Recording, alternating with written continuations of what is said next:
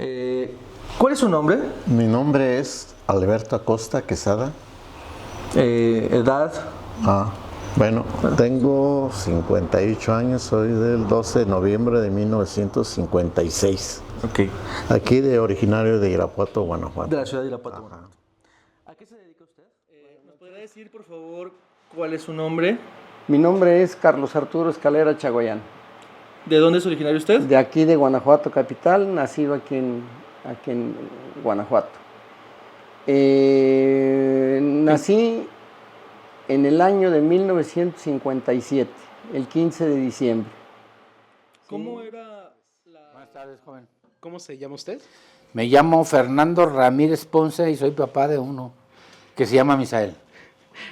Ok, mucho gusto. ¿En qué año nació? 1959, 30 de mayo, en León, Guanajuato. En Gracias Guanajuato. a Dios. Qué bueno. ¿A qué se dedica usted? Actualmente estoy jubilado. Ok.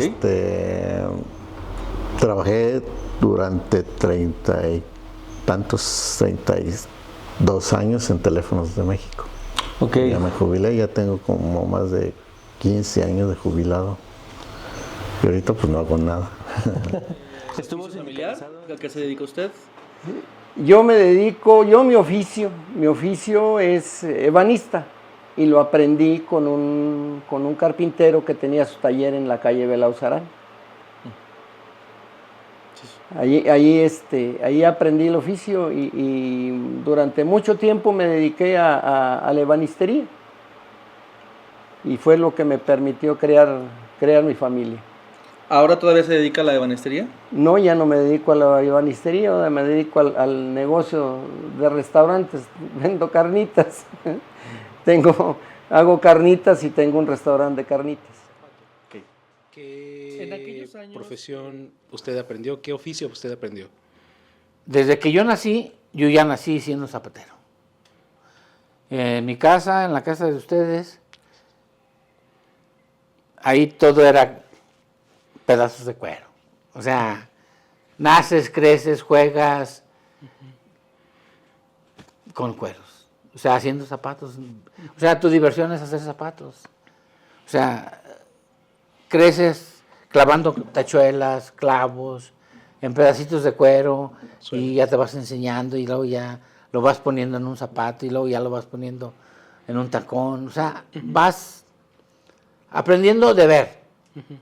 Y llega el momento en que cuando ya tienes la edad, entonces ya, yo en mi caso, mi padre me decía, a ver, ahora sí, ¿ya viste cómo era? Ayúdame a clavar esto, a hacer esto, y ahí aprendí el oficio.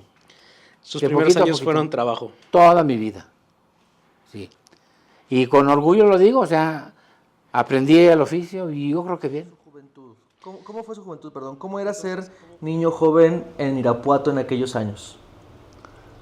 Pues lo que pasa que a las maneras actuales de que como están los acontecimientos, era una vida tranquila, ahora sí que muy pueblerina. No que dijeras que conocen todos, pero en tu barrio, en la parte que uno convivía, pues sí había mucha. Ahorita se pone a ver lo que uno antes era de que podía andar jugando en la calle, pues ahora sí que no había ni televisión en aquel entonces de chiquillos. Sí había televisión, pero tenía que ir a la casa de donde había y nos teníamos ahí. O sea, fue una etapa muy, pues ahora sí que a nosotros nos tocó ir cambiando de etapas a lo mejor muy rápido. Okay. Desde cuando se usaban los teléfonos, de que eran de esto, a la televisión, y de repente, es más, me acuerdo cuando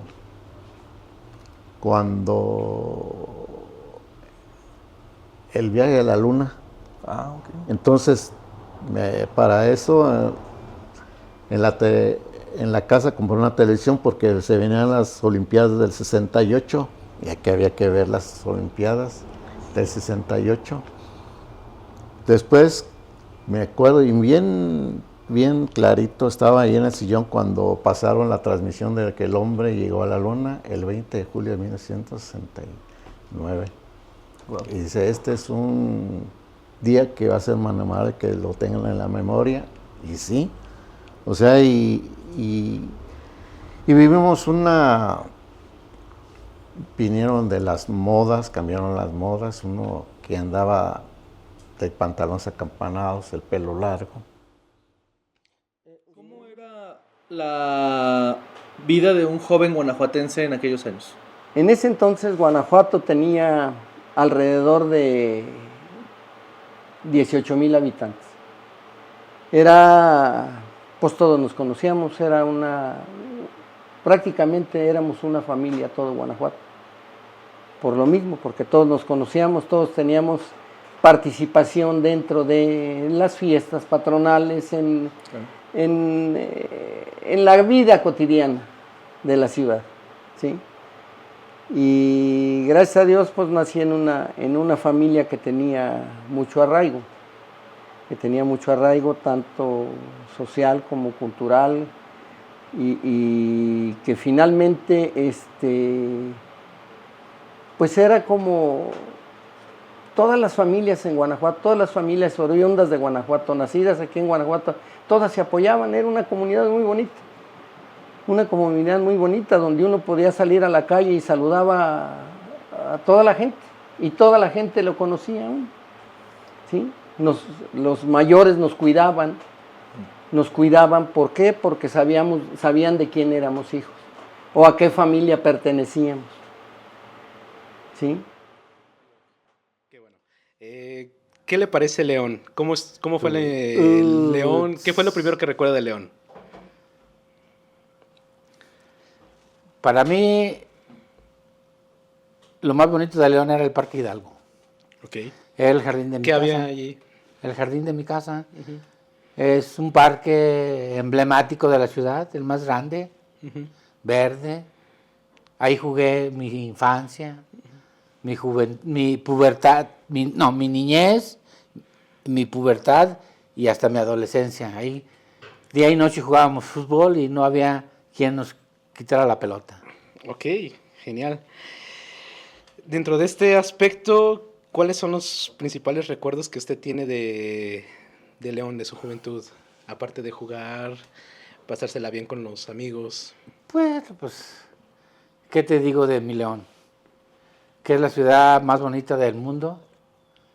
No quiero ser egocéntrico, que diga, ay, nomás, no. Por lo que viví, por lo que sentí, por lo que siento y por lo que quiero. Siempre me ha gustado mucho mi ciudad. Desgraciadamente ha llegado mucha gente de fuera que la echó a perder. Ok. No voy a entrar a decirte quién, de dónde o cuándo, no. Simple y sencillamente, yo recuerdo ya en mi juventud que andabas en un barrio o en otro barrio y la gente perfectamente podíamos identificar. Este es de por allá y este es de por acá. Y nos sabíamos, y más o menos la gente se conocía. Barrios, había barrios. Sí. Eso era algo muy bonito y se respetaba a la gente. Y sobre todo, eso, bueno, fue una educación que creo que mi generación respetábamos mucho a la gente mayor. Okay. Eso nos caracterizaba mucho de que si yo andaba haciendo una travesura o algo y una persona que yo no conociera pasaba y me decía que estaba haciéndolo mal, me recataba y le hacía caso. ¿Qué recuerda usted, qué información le llegaba aquí a Irapuato sobre esos movimientos, sobre esas movilizaciones, sobre el mismo 2 de octubre, o solo era su recuerdo sobre las Olimpiadas? No, pues ahora sí que me acuerdo y vagamente, ya ves que hubo, ahora sí, manifestaciones en contra precisamente de las Olimpiadas, de que se veía en los periódicos, sí salía, o sea, pero era muy, ya en aquel entonces ya teníamos la televisión porque se compró precisamente para las Olimpiadas, y antes obviamente, pues era, o sea, en los noticieros obviamente que casi no platicaban de las manifestaciones. Yo cuando al pasar de los años entré cuando estaba en la primaria, en la secundaria, un compañero nos platicaba, yo había estado, pues, ¿qué sería? Como en el 72, después del 60, unos 4 años después del 68, nos platicaba, decía, como él, un hermano mayor, había estado ahí en el 2 de octubre, en el 68, y que lo habían agarrado y estuvo preso ahí en el campo militar número 1, o sea, como convivencia. Y me dice, oye, si tu hermano sí, no, estuvo. Entonces uno se le hacía... Sí, impresionante. O sea, pues de que lo que había pasado, y sí nos platicaban, no, pues que los torturaban y que los... Ok. Pero hasta ahí nada más de que... En cuestiones como del porqué del movimiento, ¿llegaba a ahondar más allá con estas personas? ¿O era simplemente como, pues era un movimiento estudiantil y el Estado se pasó de lanza, por así decirlo? Pues lo que pasa que en aquel entonces, bueno, ahorita que me da cuenta, ya ves que también hubo movimientos en Francia, o sea, del 68 también, de los estudiantes.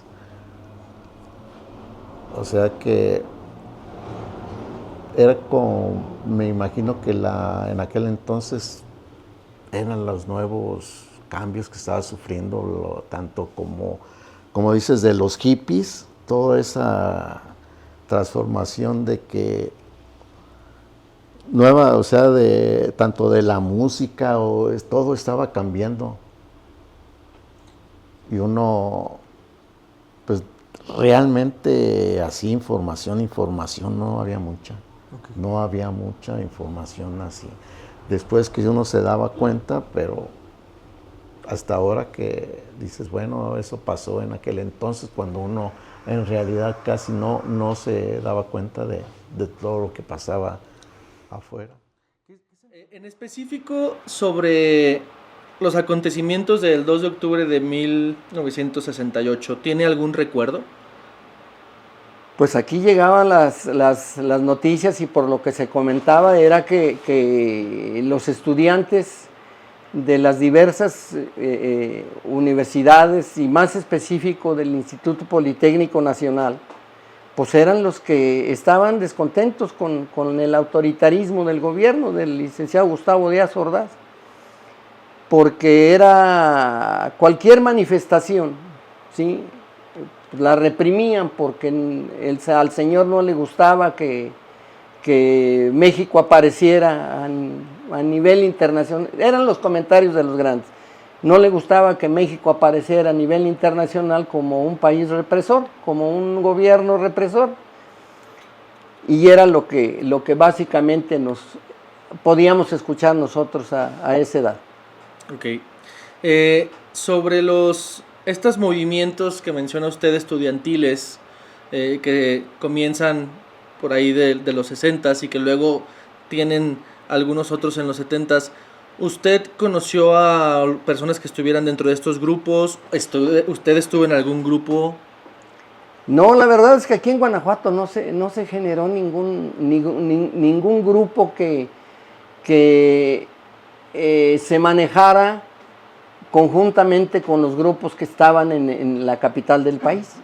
Aquí en Guanajuato no existió ni un grupo. Aquí las protestas de los estudiantes era porque no los dejaban entrar al cine o no les daban oportunidad de hacer sus pachangas en la calle. Finalmente no era una cuestión de que estuviera muy focalizado el estudiantado de la Universidad de Guanajuato con los problemas del estudiantado en la capital del país. ¿A qué cree usted que se debía esto? Es que Guanajuato siempre ha tenido una cuestión muy especial. Que pues desde que yo me acuerdo, aquí gobernó el PRI y gobernó bien, ¿sí? Había salud, porque había muchos centros de salud, se apoyaba al campesinado. En ese entonces, pues la universidad no era lo que es ahorita, ¿sí? La llamada Colmena era un grupo de personas intelectuales, ¿sí? Que se dedicaban más bien a la cuestión de crear arte, de crear conciencia en los estudiantes, de que tenían que estudiar, de que tenían que prepararse, por lo mismo, porque no había trabajo aquí, entonces no había otra más que estudiar. Ok. No había otra más que estudiar y yo siento que por eso no había ese despliegue de emociones y todo y querer participar en esos hechos. ¿Usted recuerda algo de política, algo que hablara la gente en ese entonces? Mira, como he sido muy inquieto por esos lares, oía yo primero lo de las Olimpiadas, recuerdo bien, cuando se hicieron las Olimpiadas en México, y oía que decían es que el manto negro que va a cubrir esas Olimpiadas va a ser la matanza del 2 de octubre. Ujú. Y de primero yo no entendía de qué se trataba. O sea, oía. Oía y oía. Y pues si en algún día, en algún momento yo encontré algún periódico o una revista, no recuerdo. Empecé y me llamó mucho la atención. Y empecé a investigar y ver qué había pasado. Y pues me dio coraje. O sea, dio coraje porque decía, pero ¿cómo? ¿Por qué los mataron, pues, no? O sea, ¿Cuántos años tenía usted cuando pues empezó? estoy hablándote fácil que yo he de haber tenido unos 11, 12 años. Por ahí, cuando yo me di cuenta de la matanza del 68. Ok. Pero antes de eso, usted No, escuchaba... ya era un niño. Ujú. O sea, ¿Le vamos a emocionaba decir, los juegos? ¿O lo que escuchaba de los juegos? de los olímpicos, Ajá. pues sí, me gustaba el fútbol. Siempre me ha gustado el fútbol. O sea, no que no me llamara la atención la gimnasia y todo eso, pero lo mirabas como en aquel tiempo apenas se andaba descubriendo la televisión, Sí. porque no en todas las casas aquí en León. Hablo de mi gente. No en todas las casas había televisión. En mi casa tuvimos televisión hasta 1970. Antes no. Antes pagábamos un 20 por ir a ver la televisión a la casa de un amigo que tenía. De repente oía yo pláticas, sin ser parte de ellas, que hablaban de lo del 68.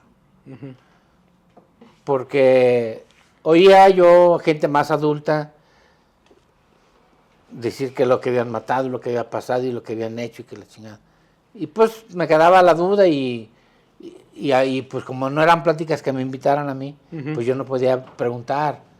Al tiempo, sí lo llegué a escuchar y a preguntar a quienes estuvieron, conocí personas que estuvieron allí en el 68.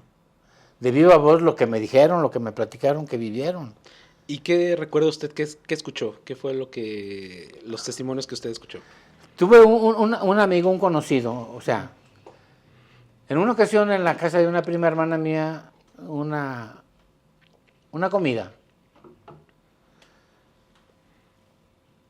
En ese tiempo, no me acuerdo si ya estaba casado, yo recién casado, no me acuerdo.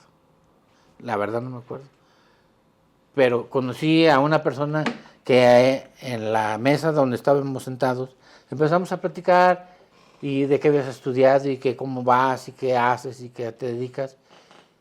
Y ya mi primera pregunta, cuando él me dijo que él era del DF, y le dije, oye, ¿qué me platicas del 68? Y me dijo, ¿sí me quieres escuchar? ¿Vale? ¿Va? ¿De qué se trata? ¿No? Y me empezó a platicar lo que él vivió. Dice, ¿y cómo brincábamos? La gente muriéndose, cabrón. Las pinches metralladoras replicando, dicen, hablan de 50, 60, 100, no hombre, para donde voltearas eran muertos y muertos. Una ametralladora no mata a uno. Haz una barrida con la ametralladora, ¿cuántos caen? En una multitud. Eran camiones los que sacaban de muertos. Y luego tú, ¿cómo le hiciste? Pues me hice el muerto. Dije, no manches, güey. Dijo, no. Y se estuvo bien fuerte, gacho. Y luego con miedo te vas, corres y no sabes si te van a seguir o no. Si se supone que era un meeting estudiantil. No recuerdo cómo empezó el chiste, que de repente empecé a oír tronar las pinches ametralladoras. No ubico otro momento más que el ta ta ta ta ta ta ta ta ta. Dije, ay, cabrón. Y ese fue la primera vez que escuché a alguien que había vivido eso. De primera mano. Sí. Se hablaba de represión, desaparecidos o censura de los medios de comunicación entre conocidos y familiares aquí en Irapuato. No, aquí, o sea, no había eso. A lo mejor se oía de las guerrillas, o sea que en aquel entonces, me acuerdo que un compañero, bueno, o sea, eso es más anterior, porque cuando yo estaba chavillo, ¿qué serían? Había un compañero un vecino más bien, que su hermano era militar, era soldado raso. Y aquí está la 16ª zona militar. Sí. Hay veces íbamos ahí al campo militar y había los como esos letreros de Se Busca. Era Lucio Cabañas, pues era Lucio Cabañas.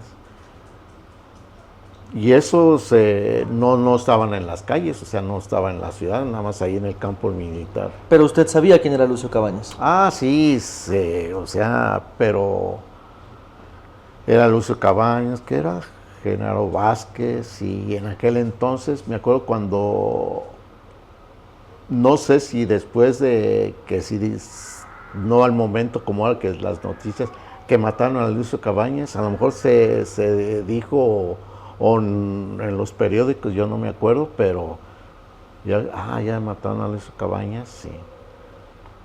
Y de eso, de que me preguntaba si había desaparecidos o represión, porque ya después, pues aquí la vida seguía como que ya no había guerrillas y esto, pero no se daba cuenta, por decir, ahí cuando había un compañero, un amigo se fue a trabajar a Lázaro Cárdenas, Michoacán, entonces allá decía que dice, no, es que ahí te tienes que andar hasta con la barba crecida, porque pues hay puro, o sea que había todavía guerrilleros que en aquel entonces, que todavía que te estoy hablando, que pues ya pasadas las 79, 78, pero no, pues no salía aquí que nadie, o sea que saliera que publicara, no sabía, pero o sea, por personas que decían, es que va uno allá y todavía había parte del movimiento.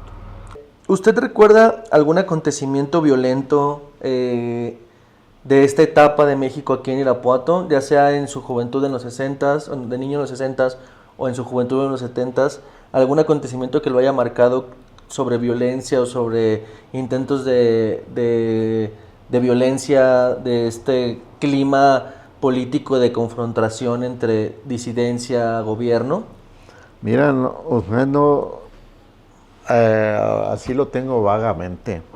Cuando estaba en la primaria, que te debe haber tenido, ¿qué? De entre 8, 9, 10 años. Una vez ahí nos sacaron en la escuela y no sé por qué nos sacaron. O sea, estábamos en la escuela y vamos todos para afuera, y dijeron, es que los rojos, me imagino que no sé si el comunismo en aquel entonces, era en esa época del 60 y tantos, y nos sacaron de la escuela, o sea, como ahorita que va a pasar algo o esto, pues váyanse a sus casas.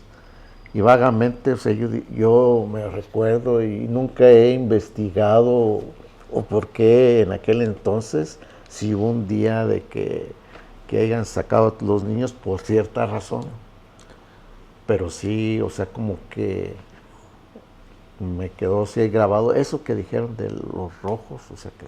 Efectivamente, en aquel entonces se les conocía a los comunistas como los rojos. Que fue el comunismo, y no se pregunta, pero nunca me he puesto así a a indagar de qué. ¿Se sabía aquí en Guanajuato sobre los grupos político-militares o guerrillas, también se les conoce como tal? Sí se sabía, mi familia tenía amistad, mi abuelo principalmente, con un general que era de Jalisco, don Marcelino García Barragán. Sí, y por pláticas de don Marcelino García Barragán, como él llegó a ser secretario de la Defensa Nacional. Sí, no recuerdo ahorita con qué presidente, pero siempre hubo esa relación con mi abuelo. ¿Dónde lo conoció o cómo se dio? No sé. Estaba yo muy chico, pero por pláticas de don Marcelino, él decía, es que no está bien. Pero finalmente, pues como militar y como quizás a lo mejor era hasta partícipe de las acciones, ¿verdad? Ok. En los 70s está hablando usted que sabía este conocimiento por el general. Por el general, ahí en la casa y en la sociedad no se mencionaba tanto.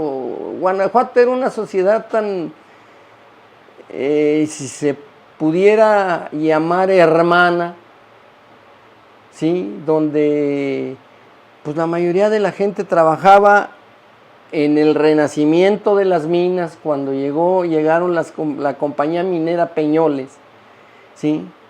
La compañía minera del norte, que volvieron a darle ese auge a las minas, a la explotación minera.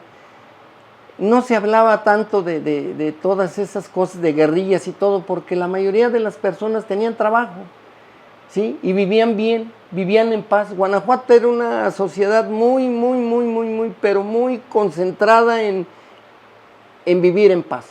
¿Se conocía el nombre de Lucio Cabañas aquí en Guanajuato? Sí se conocía de Lucio Cabañas. ¿Y la impresión general hacia él que se tenía, cuál era? De lo que hablaban era lo veían así como que, ¿cómo te explicaré?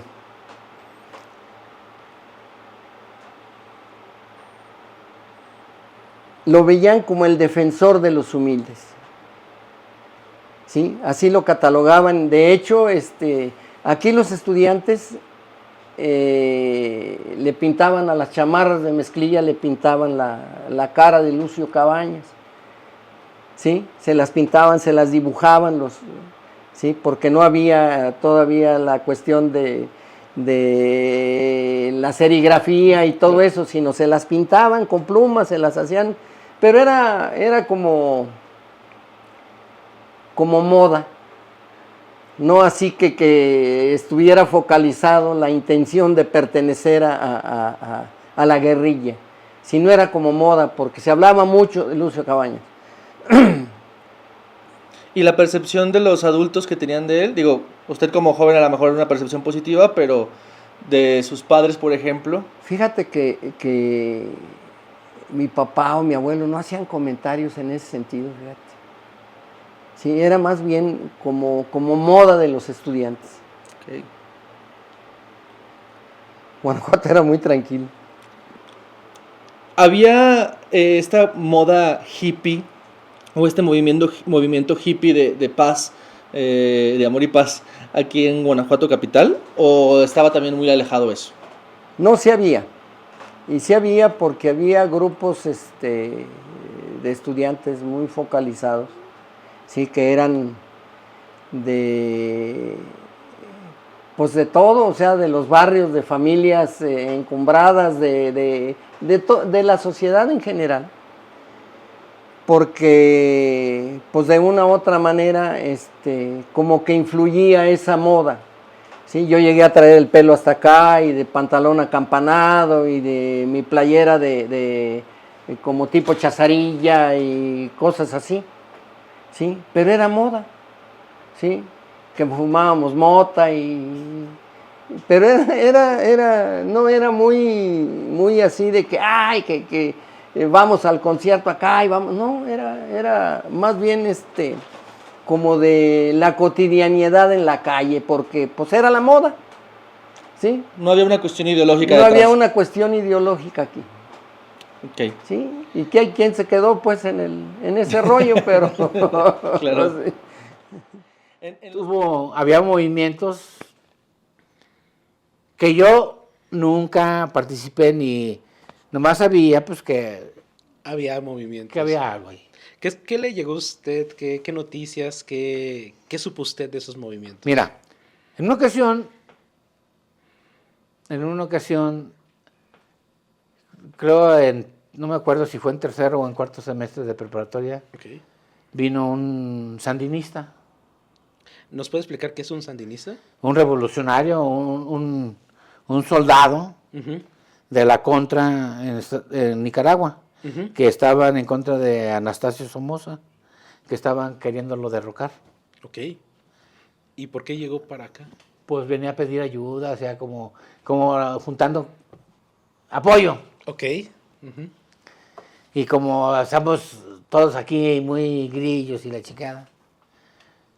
Ahí en la secundaria, allí en la prepa, pues, gente, a lo mejor no teníamos el capital, pero teníamos las ganas. Y dicen, no, a ver, ¿quién se inscribe para ir a botear pues vamos. Y andábamos ahí en el centro con el pinche botecito juntando para los revolucionarios. Ujú. Esa fue mi experiencia que tuve con ellos. Y iba el comandante que fue y nos platicaba de lo que hacían y cómo estaba y que lo tirano que había sido Somoza. Bueno, pues eso ya lo habíamos leído y ya sabíamos quién era un Nico de la chingada. Ajá. Eso fue mi contacto más revolucionario que tuve. O sea, que yo te puedo decir, yo participé, sí. Anduve con el pinche bote, a ver, ponle, carnal. ¿Para qué quieres? Ya les explicabas y les sacabas el rollo. Ok. Y, sí, ¿La gente cooperaba? Sí. O sea, no sé si era porque éramos galanes, o sea, porque éramos caritas, o porque de verdad le iban al ejército movimiento. sandinista, ¿no? Ajá. Porque se llamó Frente Revolucionario Sandinista de Reconstrucción Nacional. ¿Sí, verdad? Martí. Frente Farabundo Martí era más bien. Eso fue después el otro. Y a usted lo convencieron, tuvo convicción. No, pues el relajo y que no me desagradaba, no me desagradaba, no. No te voy a decir que me hubiera desgarrado las vestiduras para irme de contra, no. A lo mejor si me hubiera ido a Cuba te hubiera dicho, no, a lo mejor sí me voy. Ok, y bajo esa misma idea, bajo esa misma cooperación, ¿qué más llegó a usted a escuchar de aquí, de la situación? Ya nos dijo ahorita de los sandinistas, de México. ¿Qué escuchaba aquí? En esa década de los 70s. No, pues bueno, o sea, mira, lo que se oía mucho era que Echeverría quería ser el presidente de la OMC, sí es la OMC, no sé, Organización Mundial de una mamada de eso, no sé de qué era. Que sí, algo así, ¿no? Y él quería y iba muy fuerte, Ujú. pero pues también le pasó lo del halconazo, lo del 71. ¿Qué escuchó usted del halconazo del 71? Pues fue igual, o sea, una pinche matanza encabronada. Una reunión en la Alameda y pues gente que estaba protestando por lo mismo del 68 Ujú. y había muchos líderes que todavía, pues bueno, había muchos presos políticos en ese tiempo también. Muchos presos, siempre ha habido. Bueno, eso no hemos platicado. Después del 68 a muchos los metieron al bote, a muchos. Y hubo racias en todas partes. ¿Hubo racias aquí en Guanajuato? Pues mira, las racias que había yo las viví, pero ya fue más como en el 77, 78, por ahí, tal vez 79, que a quien miraban en la calle te levantaban, fueras como fueras y con quien fueras. ¿Había un perfil? No te sabría decir, yo creo que sí, porque, o sea, que yo dijera yo, mal vestido, no, o sea, no porque yo usara guarache y trajera greña y que trajera lentes y barba, que sí que andaba mal vestido. Andaba a la moda. ¿Qué era la moda? Pues cada quien. O sea, ¿cómo explico? Es que me dicen, ay amigos, es que no mames, güey, ¿cómo con guaraches y barbón y con pantalones rotos antes de que se empezaran a usar? Ahorita ya dice que son nuevos. Yo creo que yo los inventé en los 70s. Pues es que los usaba rotos porque no tenía para comprar nuevos. Pero me gustaba que se vieran rotos. Sí. Bueno, y usaba guaraches de llanta. Ujú. Greña, más, y barba. Y pues, oye, es que lo que pasa es que decían que así te veías más intelectual. Porque éramos revolucionarios y nos sentíamos el Che Guevara, no sé qué mamada. Pero yo nunca que yo dijera, arriba el Che, no. Siempre, nunca me llamó mucho que dijera, yo ese, no. Y bueno, ¿usted sufrió alguna o varias racias? Puta, cabrón. Mira, en ese tiempo mi esposa vivía por el centro de la ciudad Ujú. y yo tenía que bajar 2, 3 calles, pues estaban así, bajar a lo que era la Miguel Alemán, a agarrar el camión para venirme a mi casa. Pero si pasaba la perrera, no era nomás a mí. ¿Qué es una perrera? Es una camioneta cerrada donde meten a todos los cabrones que se encuentran en la calle. Y a mí, yo era cliente. Pasaban y va para arriba. Oye, espérate, pero es que yo vengo de la escuela. Que va para arriba, cabrón. Ahorita averiguamos. O sea, llegabas a la jefatura de policía y no era uno. Habíamos 100 cabrones, yo creo, más. Y luego ya te tomaban datos, o sea, como para revisarte, no sé. O sea, era una mamada. Y ya ves, órale, cabrón, chinga su madre. Pero muchas. O sea, no sé si fue sistemático para ver o encontrar a alguien. Pero te encontrabas en la calle y te levantaban. A mí muchas veces me pasó. Muchas, que te digo, 3, 4 veces en un año, 3, 4 veces. O sea, y pues duré como 5 o 6 años echando reja por ahí. Pues fueron como 20, yo creo. ¿Usted algunas veces sintió miedo respecto a eso, tanto siendo como estudiante, como ahora empresario? ¿Llegó usted alguna vez a sentir incomodidad, temor, miedo? ¿En ese tiempo? No. ¿En ese tiempo? No. ¿No? ¿Por qué no? No, espérame. No, es que ¿Empezar el gobierno? el problema de la guerrilla o de la guerra sucia iba enfocada hacia el gobierno. O sea, sí, yo estoy de acuerdo que empezaron con los secuestros y con los asaltos a los bancos, Ajá. pero eran porque buscaban medios de subsistencia. Porque la mayoría de la gente que participaba en esa guerra eran estudiantes. Sí. De puras universidades, la mayoría. El 90% yo creo cuando no más. Yo estoy de acuerdo en eso y yo lo leía, no porque aquí en Guanajuato lo haya vivido, yo no lo viví, pero lo sabía que existía. Sí. Estaba la guerra sucia que les decían y cómo masacraban a la gente, cómo las secuestraban y las metían al bote y la gente se perdía y luego la gente se moría porque había un pedo, güey.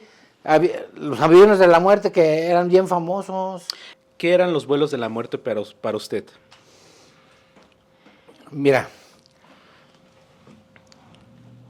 yo me enteré de esa práctica que hacía el ejército para desaparecer a los presos políticos. A la gente que se les moría o que los mataban definitivamente en los cuarteles. Gente que que los detenían interrogando y se les pasaba la mano y pues ya, echarlos, súbelos y tíralos al mar.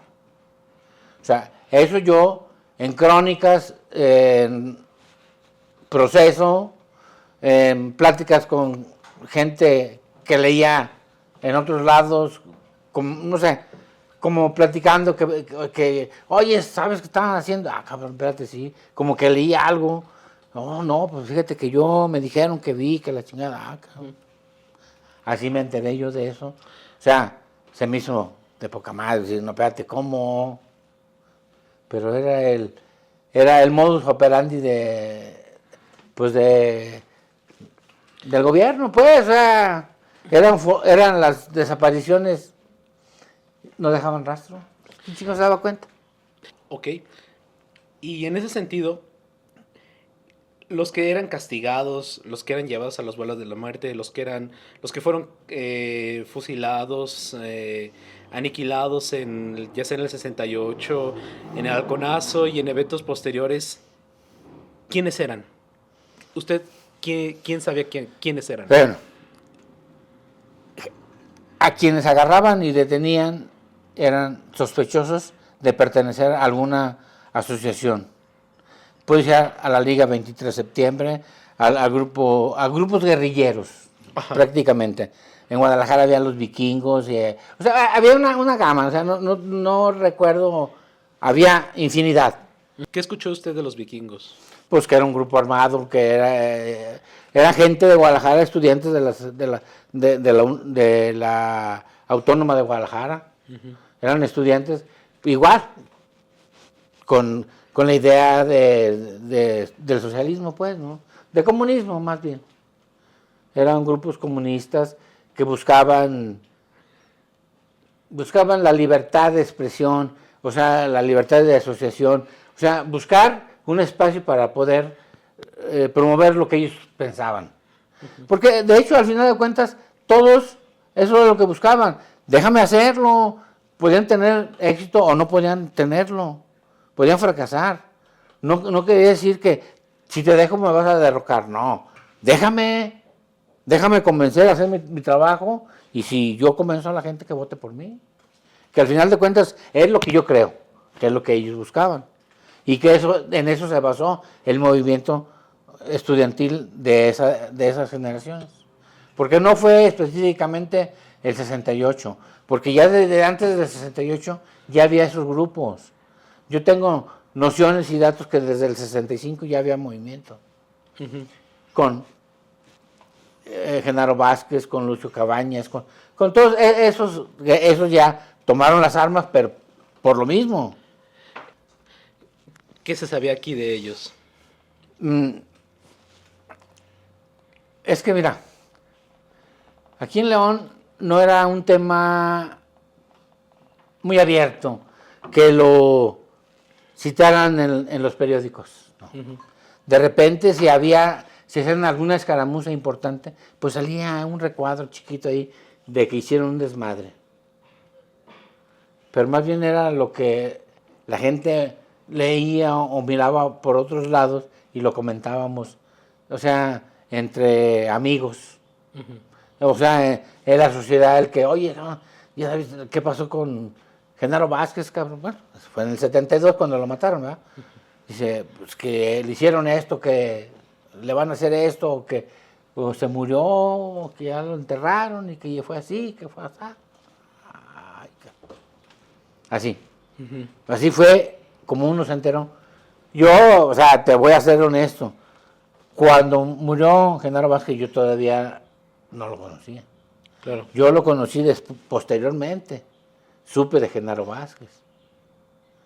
Supe, en una ocasión, un amigo, no me acuerdo si fue amigo, era un trabajador, que dice que estando en una central, creo en Querétaro, estaban los del ejército y llegó y gritó, ¡viva Genaro Vázquez, hijos de su chingada madre! A los sardos.